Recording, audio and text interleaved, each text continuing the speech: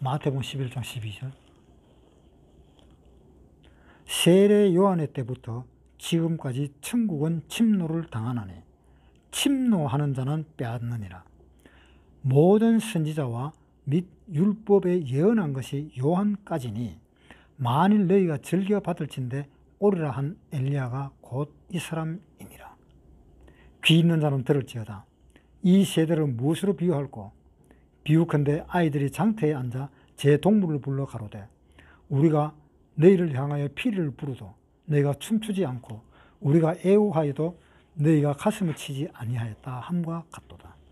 요한이 와서 먹지도 않고 마시지도 아니하며 저희가 말하기를 귀신이 들렸다 하더니 인자는 와서 먹고 마시며 말하기를 보라 먹기를 탐하고 포도주를 즐기는 사람이요 세리와 죄인의 친구로다 하니 지혜는 그 행한 일로 인하여 옳다함을 얻느니라. 세례 요한은 선지자입니다. 그렇죠? 구약의 선지자이면서 또한 신약의 선구자적인 역할을 했습니다. 자, 신약의 선구자적인 역할을 했다는 것이 바로 무슨 의미인가 하면은 예수님이 나타나기 바로 직전에 예수님을 소개하는 역할을 하셨다 이 말입니다. 예수님을 직접 소개한 사람입니다. 예수님이 길 가는 것을 보시고 보라 세상 죄를 지고 가는 하나님의 어린 양이로다 라고까지 이야기를 했습니다. 요한복음 1장 29절. 이튿날 요한이 예수께서 자기에게 나아오심을 보고 가로되 보라 세상 죄를 지고 가는 하나님의 어린 양이로다.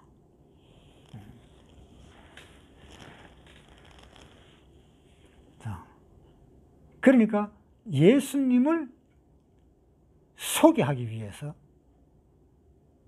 그 요한은 마지막 선지자가 되었고 신약시대를 선구하는 역할을 했습니다. 자, 신약시대에 선구하는 역할은 뭐냐? 이때까지는 이스라엘 사람들이 하나님한테 제사를 지내고 살았습니다. 그것이 구약시대입니다. 요한이 이 세상에 나타남으로 인해서 요한이 이 세상에 나타나서 예수님을 소개하는 그 순간부터는 그 구약시대 때에 제사 지내던 그 행위가 사실상은 무용지물이 되어버렸습니다. 그러니까 완전히 바뀌어져 버린 거지요. 어때요? 세상이 바뀌어진 겁니다. 그때까지만 해도 구약시대 때까지만 해도 짐승들이 그 피비린 날 그렇게 많이 맡아오고 짐승들이 죽어도 수천 수억 마리가 죽었을지도 모르고 그것을 몇천 년 동안 생각해 보세요. 가인과 아벨이 제사 지낼 때부터 아벨의 제사 때부터 양이 죽기 시작했잖아요. 그 죽게 된 그 양이 언제까지? 예수님이 오실 때까지 그 양은 다 죽었습니다. 그래서 요한이 나타나가지고 이제는 제사가 필요 없다라고 이야기를 하는 겁니다. 자, 마태복음에 한번 보겠습니다. 마태복음 3장 1절부터 읽겠습니다. 그때에 세례 요한이 이르러 유대 광야에서 전파해 가로되 회개하라 천국이 가까웠느니라 하였으니 저는 선지자 이사야로 말씀하신 자 일렀으되 광야에 외치는 자의 소리가 있어 가로되 너는 주의 길을 예비하라 그의 첩경을 평탄케 하라 하였느니라. 이 요한은 약대 트롯을 입고 허리에 가죽띠를 띠고 음식은 메뚜기와 석청이었더라. 이때 예루살렘과 온 유대와 요단강 사방에서 다 그에게 나와 자기들의 죄를 자복하고 요단강에서 그에게 세례를 받더니 요한이 많은 바리새인과 사두개인들이 세례 베푸는 데 오는 것을 보고 이르되 독사의 자식들아 누가 너희를 가르쳐 임박한 진노를 피하라 하더냐. 그러므로 회개에 합당한 열매를 맺고 속으로 아브라함이 우리 조상이라고 생각하지 말라. 내가 너희에게 이르노니 하나님이 능히 이 돌들로도 아브라함의 자손이 되게 하시리라. 이미 나무 뿌리에 놓였으니 좋은 열매 맺지 않은 나무마다 찍혀 불에 던지오리라. 나는 너희로 회개케 하기 위하여 물로 세례를 주으니와 내 뒤에 오시는 이는 나보다 능력이 많으시니 나는 그의 신을 들기도 감당치 못하겠노라. 그는 성령과 불로 너에게 세례를 주실 것이요 손에 키를 들고 자기의 타작마당을 정하게 하사 알곡을 모아 곡간에 들이고 쭉정이는 꺼지지 않는 불에 태우시리라. 자, 요한은 와서 이런 이야기 했습니다. 회개하라, 천국이 가까웠느니라. 요한이 나타나기 전에는 구약입니다. 물론 요한도 구약의 선지자니까 요한까지도 구약에 해당됩니다. 요한까지도 구약에 해당되면서 또한 요한부터는 신약에 해당되는 겁니다. 그러니까 요한은 선지자이면서 신약의 선구자 역할을 했다, 그 동시 역할을 했다라고 이야기를 하는 겁니다. 그런데 요한은 제사 지내라 하는 말이 있습니까? 제사 지내라 하는 말이 한마디도 없습니다. 회개하라 그랬습니다. 제사 지내는 사람은 회개할 필요가 없습니다. 어때요? 내가 있다가 무슨 일을 하다가 뭘 하다가 가만히 보니까 내가 죄를 지었네. 그것을 알게 되었으면 제사를 지내면 그 죄가 용서가 됩니다. 구약시대 때는. 자, 레위기 한번 보겠습니다. 레위기 4장 27절. 만일 평민의 하나가 여호와의 검령 중 하나라도 부지 중에 범하여 허물이 있었다가 그 범한 죄에 깨우침을 받거든 그는 흠없는 암염소를 끌고 와서 그 범한 죄를 인하여 그것을 예물로 삼아 그 속죄제 희생의 머리에 안수하고 그 희생을 번제소에서 잡을 것이요 제사장은 손가락으로 그 피를 찍어 번제단 뿔에 바르고 그 피 전부를 단 밑에 쏟고 그 모든 기름을 화목제 희생의 기름을 취한 것 같이 취하여 단 위에 불살라 여호와께 향기롭게 할지니 제사장이 그를 위하여 속죄한즉 그가 사함을 얻으리라. 자, 여기 회개하는 게 있습니까? 회개라는 게 없잖아요. 죄를 지었으면 제사 지내면 끝입니다. 그런데 요한은 뭐라고 이야기했는가 하면 제사 지내라 하는 그 이야기는 한마디도 안 하고 회개하라 이렇게 했어요. 바뀌어진 겁니다, 이제는. 제사가 없어지고 회개하는 것으로 바뀌어진 거예요. 세상이 바뀌어진 겁니다. 짐승들이 그렇게 죽어나는 그것이 하루아침에 짐승이 이제 죽게 되질 않았습니다. 왜 하루아침에 그렇게 바뀌었을까요? 왜 하루아침에 그렇게 바뀌었을까요? 히브리서에 한번 보겠습니다. 히브리서 10장 1절. 율법은 장차 오는 좋은 일의 그림자요 참 형상이 아니므로 해마다 늘 드리는 바와 같은 제사로는 나아오는 자들을 언제든지 온전케 할 수 없느니라. 그렇지 아니하면 섬기는 자들의 단번에 정결케 되어 다시 죄를 깨닫는 일이 없으리니 어찌 드리는 일을 그치지 아니하였으리요. 그러나 이 제사들은 해마다 죄를 생각하는 것이 있나니 이는 황소와 염소의 피가 능히 죄를 없이 하지 못함이라. 1년에 한 번씩 제사를 지내는데 내가 부지 중에 있다가 죄를 깨닫게 되면 제사를 지내버리면 죄가 용서돼 버렸어요. 그러니까 이제 죄에 대해서는 무감각해지는 겁니다. 사람이. 죄 지었다? 뭐 제사 지내. 그러면 끝나는 거예요. 내가 사람을 살인을 했다 하더라도 너 사람 죽였네? 제사 지내? 그러면 됩니다. 그렇게 제사를 갖다 몇천 년 동안 지내왔습니다. 예수님이 오시기 전까지. 그렇게 제사를 지내니까 이 사람들이 죄를 깨닫지를 못해. 왜? 죄 지으면 제사 지내보고, 죄 지으면 제사 지내보니까. 죄를 깨달을 여가가 없어. 그래서 10장 2절에 그렇지 아니하면 섬기는 자들이 단번에 정결케 되어 다시 죄를 깨닫는 일이 없어지니. 다시 죄를 깨닫는 일이 없어져 버려요. 그러니까 이 제사법은 안 된다. 이 제사법은 안 된다. 그래서 오신 것이 바로 예수님이 오시기 바로 직전에 요한이 온 것입니다. 예수를 가르쳐서 이야기했습니다. 보라, 세상 죄를 지우고는 하나님의 어린 양 이렇다라고 이야기를 했습니다. 이제 이때부터는 제사가 필요 없어져 버렸습니다. 물론 요한이 살아있을 때까지는 구약이니까 제사도 허용은 되었습니다. 제사도.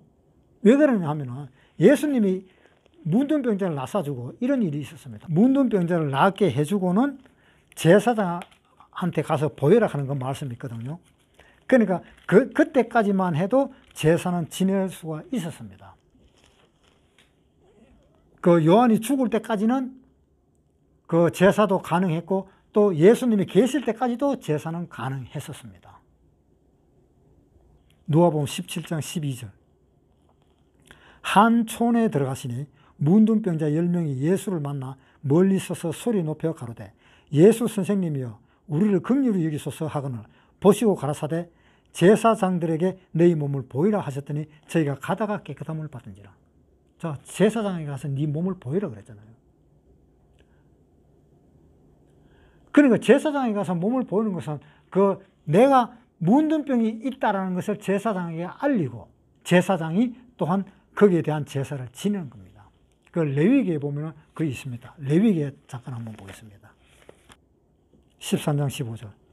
제사장이 나육을 보고 그를 부정하다 진찰할지니 그 나육은 부정한 것인즉 이는 문둥병이며 그 나육이 변하여 다시 휘어지면 제사장으로 갈 것이요 제사장은 그를 진찰하여 그 환처가 휘어졌으면 환자를 정하다 할지니 그는 정하니라.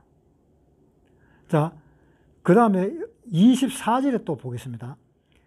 피부를 불에 데웠는데 그 댄 곳에 불구스러움하고 희거나 순전히 흰 색점이 생기면 제사장은 진찰할지니 그 색점의 털이 희고 그 자리가 피부보다 우묵하면 이는 화상에서 발한 문둥병인즉 제사장은 그를 부정하다 할 것이요 문둥병의 환처가 됨이니라.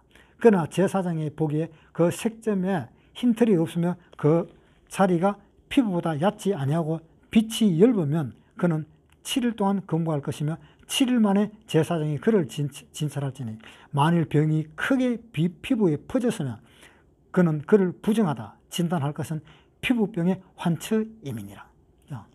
네 제사장한테 가라. 제사장한테 가갖고 내가 문둥병이 있는지 없는지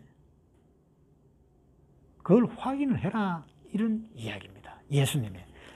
자, 누가복음 17장 다시 넘어가겠습니다. 누가복음 17장 11절. 예수께서 예루살렘으로 가실 때에 사마리아와 갈릴리 사이로 지나가시다가 한 촌에 들어가시니 문둥병자 10명이 예수를 만나 멀리 서서 소리를 높여 가로되 예수 선생님이여 우리를 긍휼히 여기소서 하거늘 보시고 가라사대 가서 제사장들에게 네 몸을 보이라 하셨더니 저희가 가다가 깨끗함을 받아보는 거예요. 가다가 깨끗함을 받은지라. 이게 뭡니까? 제사장에 가가지고 이제 내가 문둥병이 있었는데 예수라 하는 그 사람을 만났는데 그 예수라 하는 그 사람이 제사장으로 가라 하니까 내가 제사장한테 왔습니다. 오는 도중에 내가 나와버렸네요. 제사장님 한번 보세요. 내가 문둥병이 나았는지 어떤지 한번 보세요. 그것을 확인하라고 예수님은 보내는 겁니다. 이것이 바로 뭔가 아직도 구약은 유효하다 하는 것을 이야기하고 있는 겁니다. 구약이 아직 유효하지 않으면 보낼 필요가 없잖아요.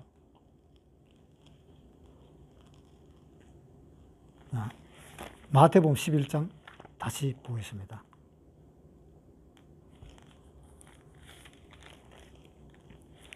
11장 12절 세례 요한의 때부터 지금까지 천국은 침노를 당하노니 침노하는 자는 빼앗는다. 세례 요한의 때부터 지금까지 침노를 당한다.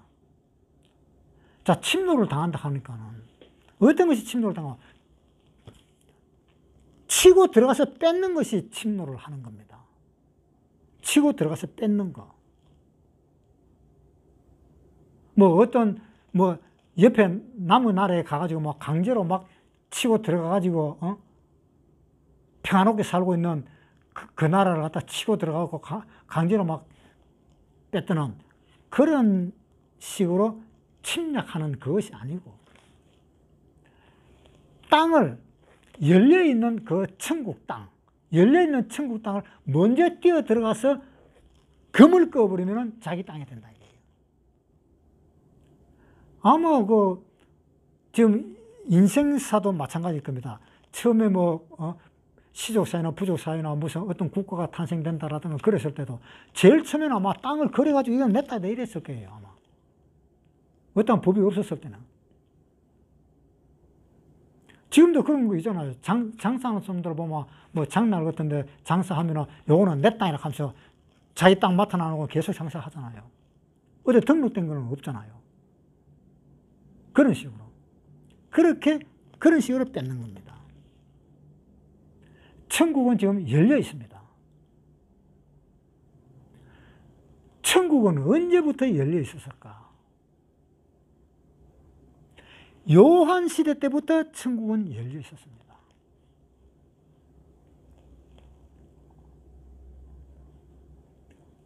자, 이 세례 요한의 때부터 천국은 침노를 당한다 그랬습니다.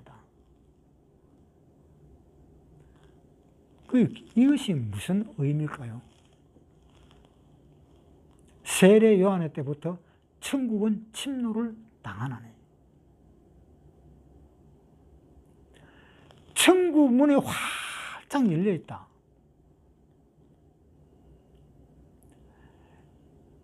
그런데 요즘에 보면은 이 기도하는 거 이런 기도가 많아요. 네 나를 위해서 좀 기도를 해달라.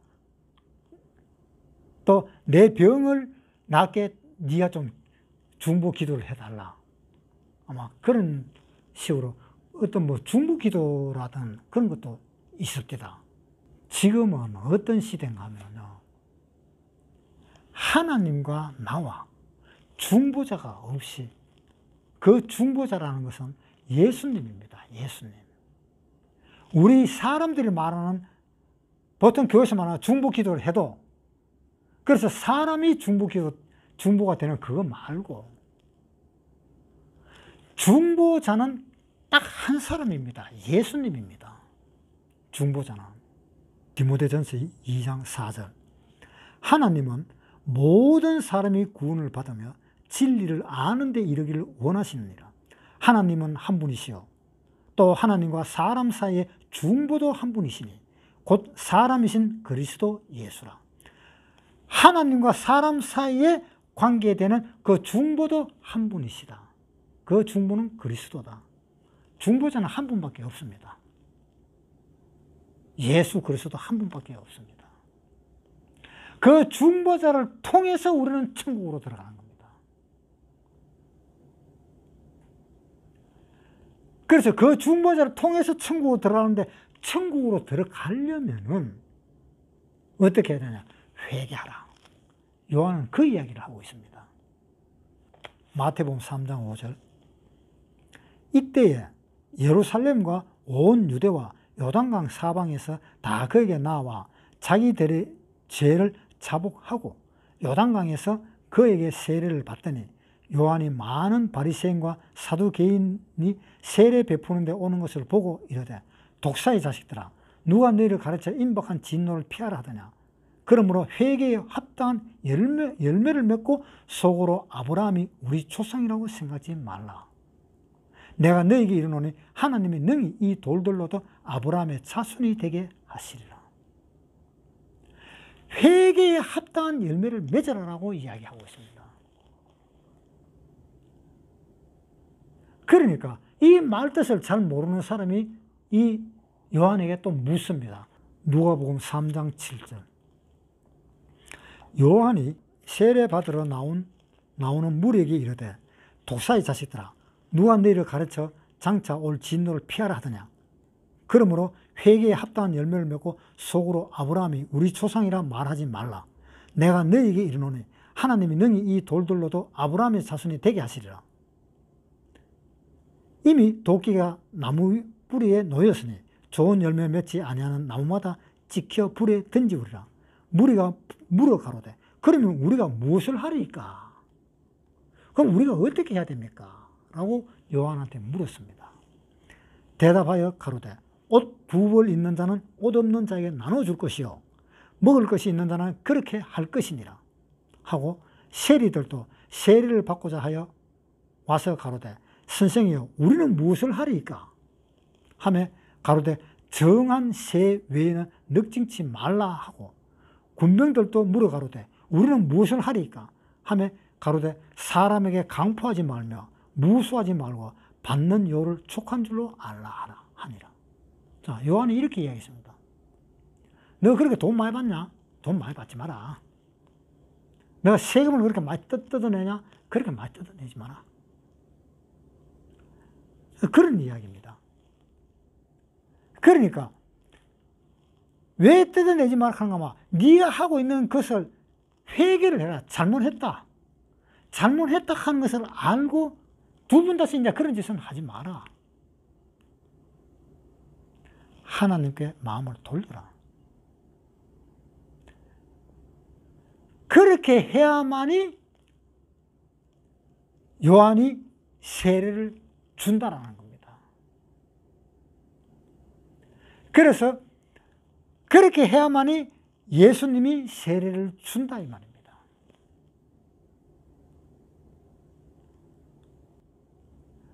그 회개에 합당한 열매를 맺으면 아브라함이 우리 아버지가 아니고 내 아버지인 하나님이 계시지 않느냐. 그런 이야기입니다. 물론 아브라함도 아버지죠. 아브라함은 믿는 자의 아버지입니다. 그 믿는 자의 아버지라기보다 하나님 아버지가 더 옳지 않느냐는 그런 이야기입니다. 그래서 회개의 세례를 누구든지 다 받을 수 있습니다. 그래서 요한은 이야기했습니다. 나는 그리스도가 아니다.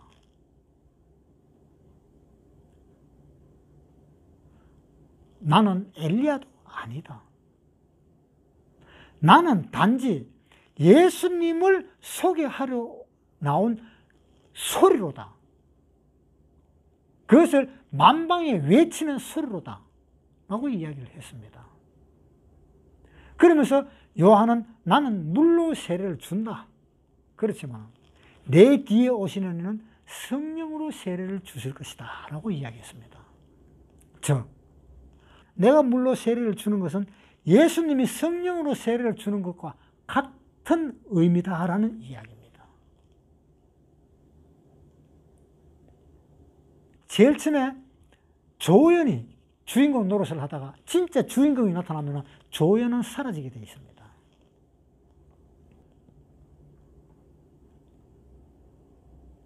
그래서 요한의 제자들이 뭐라고 이야기했는가 하면요.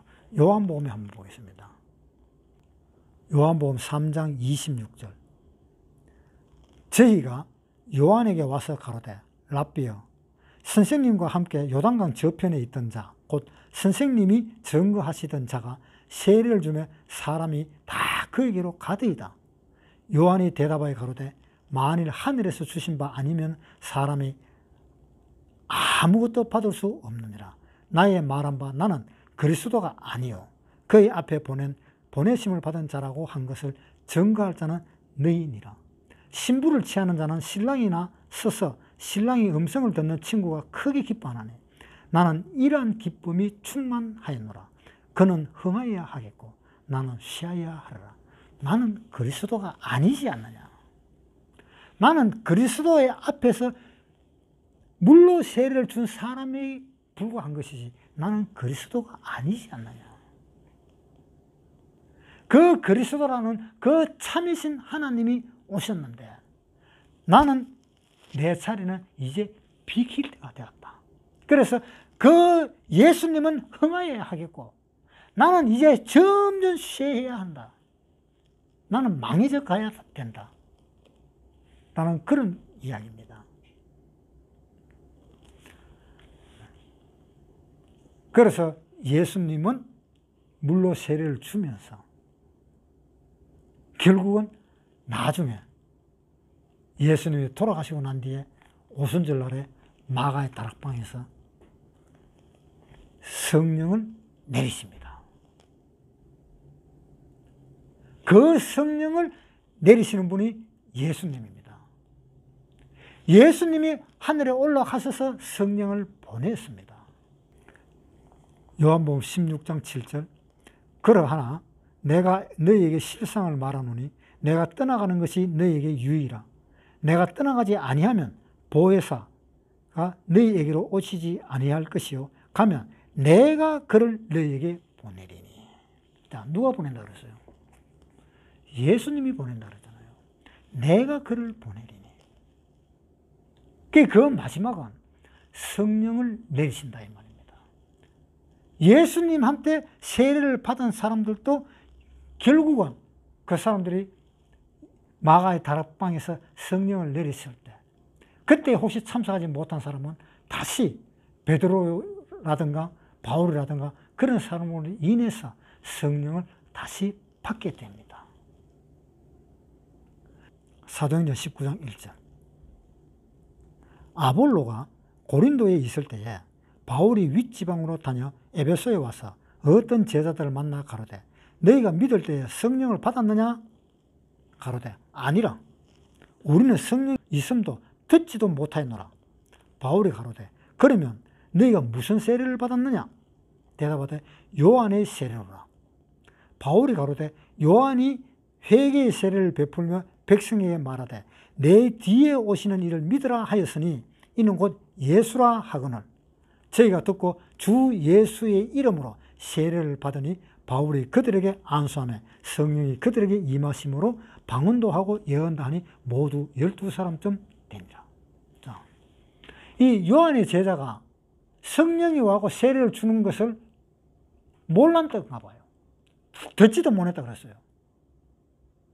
그러니까 내 뒤에 오시는 예수가 오시는데 그 예수를 믿으라 하는 소리는 내가 요한한테 들었다.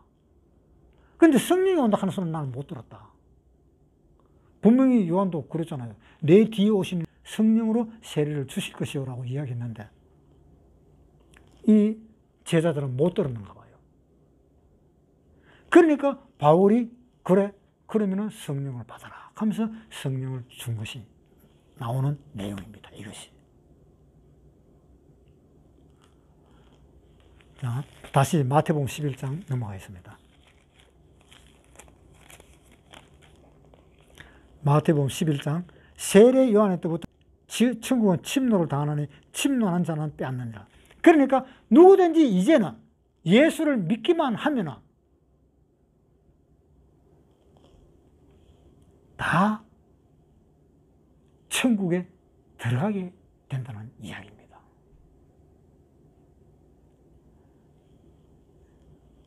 다시 말해서 누구든지 회개를 하기만 하면 다 천국에 들어가게 된다 이 말입니다. 그런데 문제가 있습니다.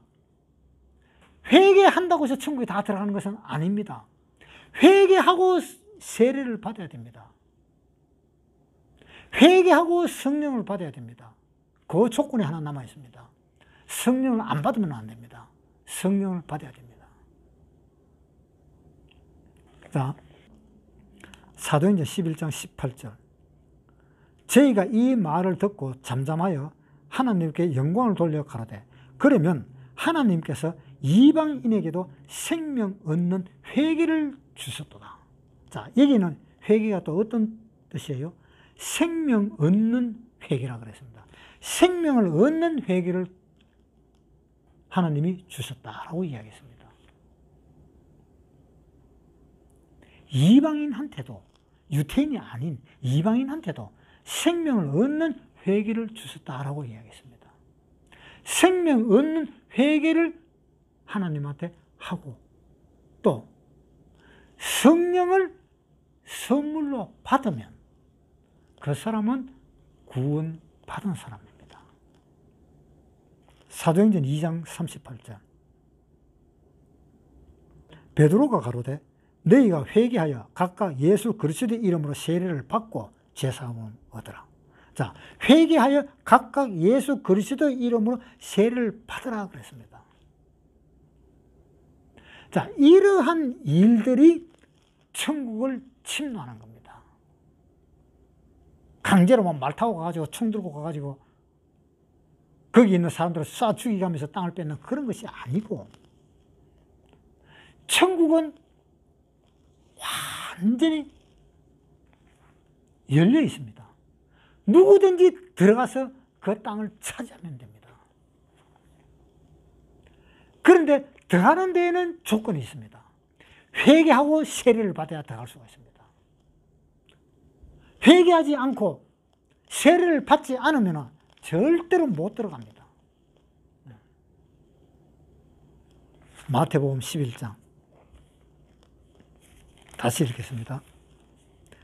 세례 요한의 때부터 지금까지 천국은 침노를 당하나니 침노하는 자는 빼앗느니라. 세례 요한 때부터 지금까지. 이거는 여기 지금까지는 요한이 죽을 때까지, 그때까지가 지금까지입니다. 이 요한이 세례를 베풀 때에 요한이 세례를 받고 천국에 들어간 사람들이 굉장히 많습니다. 그렇게 많았는데 그 차후에 또 다시 성령을 받은 사건이 나왔잖아요. 요한의 세례는 천국에 들어갈 수 있다는 것을 약속을 받은 것이고, 예수님이 돌아가셔서 성령을 내려서 성령을 받은 것은 그 약속을 이루는 것입니다. 그래서 요한이 세례를 받고 나는 천국에 들어갈 수 있다 하는 그 약속을 받은 사람들이 엄청나게 많았던 겁니다. 그 약속을 받고 예수님이 십자가에서 돌아가시고 하늘에 올라가셔서 그 다음에 보혜사 성령을 보내심으로 인해서 그 성령을 받음으로 인해서 이제 천국에 완전히 들어가게 됐다는 겁니다. 자, 그래서 누가복음에 이런 말씀이 있습니다. 누가복음 16장 16절. 율법과 선지자는 요한의 때까지요. 그 후부터는 하나님 나라의 복음이 전파되어 사람마다 그리로 침입하느니라. 자, 그러잖아요. 이게 침입하잖아요. 침노하잖아요. 땅을 뺏들잖아요. 그러니까 율법과 선지자는 요한의 때까지요. 그 후부터는 하나님 나라의 복음이 전파돼서. 그러니까 요한의 때까지인데 요한 이후부터는 하나님 나라의 복음이 전파되었다. 그러니까 예수님 때부터 하나님의 복음이 전파되었다. 즉 예수님이 돌아가시고 난 뒤에 성령이 오심으로부터 그때부터 복음이 전파되어서 사람마다 그리로 침입하느니라 라고 되어 있습니다. 그래서 지금 예수 믿고 구원받고 성령을 받고 천국에 들어가는 사람들이 있는 것입니다. 그래서 지금 제가 구원받았다 하는 그 말은 하나님에게서 성령을 받았기 때문에 나는 이미 천국에 들어갔다라는 그런 이야기입니다.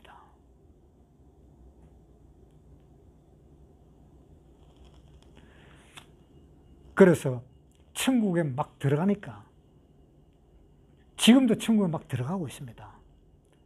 세계 어느 나라에서든지 복음이 계속 전파되고 있습니다. 복음이 전파되면서 계속 천국으로 들어가는 사람들이 나타나고 있습니다. 그 천국에 들어가서 어떻게 사느냐에 따라서 금을 꺼가면서 이거는 내 땅이다 그러면서 지금 천국을 차지하고 있습니다. 마태복음 11장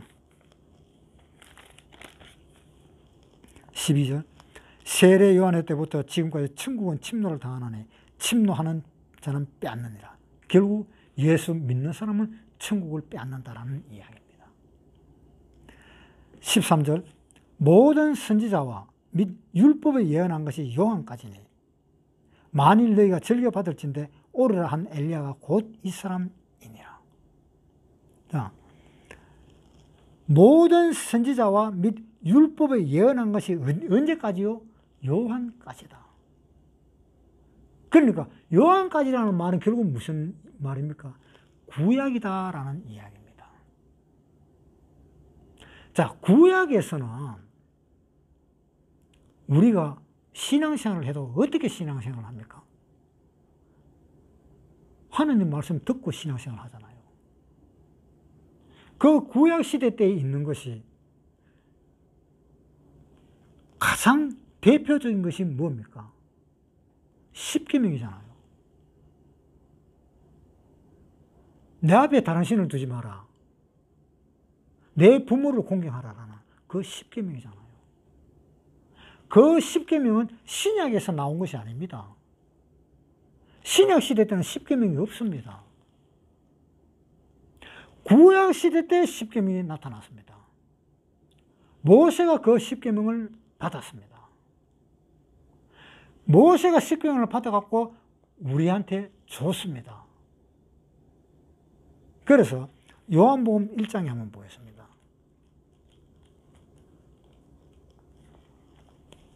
요한복음 1장 17절.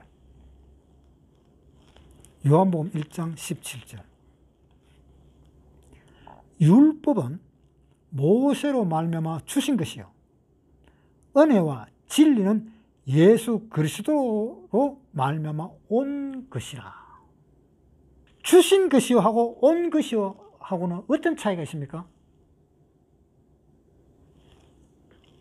하나는 생명이 있고 하나는 생명이 없습니다. 온 것이라. 온 것은 생명이 있잖아요. 움직이잖아요. 예수 그리스도에게서 온 것이다. 생명이 있어서 움직여서 오는 것이다. 율법은 모세로 말미암아 주신 것이다. 주신 것이다. 어떤 물건처럼 주고받고 하는 생명이 없는 것, 준 것이다. 그런데 율법과 선지자는 언제까지예요? 마태복음 11장 13절 모든 선지자와 및 율법에 예언한 것이 요한까지니 요한까지라고 못을 박아버렸습니다. 요한까지라고. 그러면 구약시대에 있던 모든 것은 요한까지로 끝이 나버렸다 이겁니다. 자, 이 구약의 선지자들도 요한까지 끝이 났습니다. 구약의 대표가 뭔가 하면은 율법과 선지자입니다. 그게 구약을 대표라는 겁니다. 자, 보세요. 13절에 모든 선지자와 및 율법. 이 구약이잖아요. 이 구약을 대표하는 거잖아요. 선지자와 및 율법에 예언한 것이 요한까지다. 그러면 요한까지 있고 그 다음에는 그 율법과 선지자가 있어요, 없어요? 네? 신약 시대 때 이제 들어왔습니다. 요한 때부터. 신약 시대 때가 들어왔는데 신약 시대 때 선지자가 있습니까? 선지자 있는 사람 이야기 한번 해보세요. 누가 선지자입니까? 자, 그리고 율법이 지금 있습니까? 아니, 율법과 선지자가 요한 때까지라 그랬으면 요한 때까지 끝났잖아요.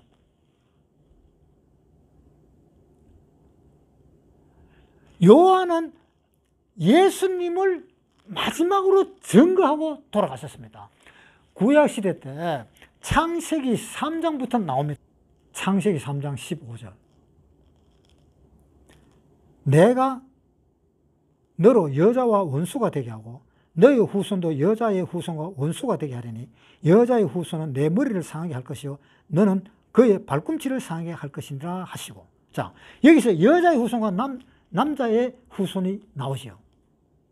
여자의 후손은 네 머리를 상하게 한다 그랬지요. 예수님은 누구의 후손입니까? 예? 예수님은 누구의 후손이에요? 동정녀 마리아 여자의 후손입니다. 그렇잖아요. 남자하고 여자하고 관계에 있어서 예수님이 탄생한 것이 아니잖아요. 처녀가 임신했잖아요. 그러니까 여자의 후손이지요. 갈라디아서에 한번 보겠습니다. 갈라디아서 4장 4절. 때가 참에 하나님이 그 아들을 보내사 여자에게서 나게 하시고, 율법 아래 나게 하신 것은 율법 아래 있는 자들을 속량하시고 우리로 우리 아들의 명분을 얻게 하려 하심이라. 자, 4장 4절에 때가 참에 하나님이 그 아들을 보내사 여자에게서 나게 하셨다라고 이야기했잖아요. 그래서 예수님이 오신 거잖아요. 창세기 3장에 아담과 하와 선악과를 먹고 나자마자 바로 하나님은 예수님이 오실 것을 예언을 했습니다. 그래서 예수님이 오셨습니다. 예수님이 오셔서 요한복음 19장에 한번 보겠습니다. 요한복음 19장 30절. 예수께서 신 포도주를 받으신 후 가라사대 다 이루었다 하시고 먹이를 숙이시고 영원히 돌아가시니라. 자, 예수님 십자가에 돌아가셨을 때 신 포도주를 받으신 후 가라사대 다 이루었다 하시고 영원히 돌아가신다. 자, 다 이루었다 하는 말은 무슨 뜻입니까? 내가 할 일을 다 했다는 뜻입니다. 이제 더 이상 할 일이 없다는 겁니다. 이제 예수님은 할 일이 없다는 뜻입니다.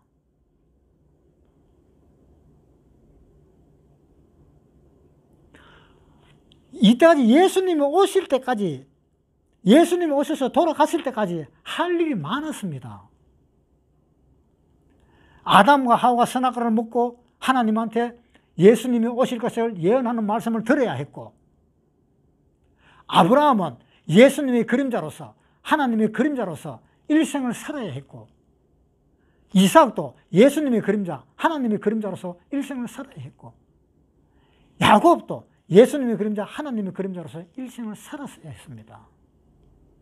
그 뒤후에 사사기 시대 때 누가 있습니까? 삼손이 있고, 그 사람들도 다 예수님의 그림자입니다. 그 다음에 그 뒤에 왕국으로 넘어오면서 다윗이 솔로몬이고 전부 다가 예수님의 그림자입니다. 선지자들 사무엘 누구 할 것도 없이 전부 다가 예수님의 그림자입니다. 그 예수님의 그림자로서 계속 활동을 해왔습니다. 활동해왔는데 요한이 마지막으로 선지자가 되면서 예수님을 증거를 했습니다. 마지막 증거입니다. 요한이 마지막으로 증거하고 목 잘려서 죽어버렸습니다. 이제 요한은 자기 할 일을 다 마치고 끝을 내었습니다. 다 증거했으니까. 그 증거하는 것이 자기 목적이니까. 증거를 다 하고 목 잘려서 죽었습니다.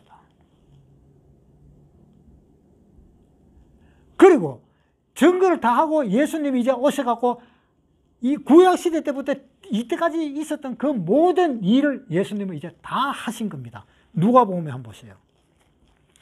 누가복음 24장 27절.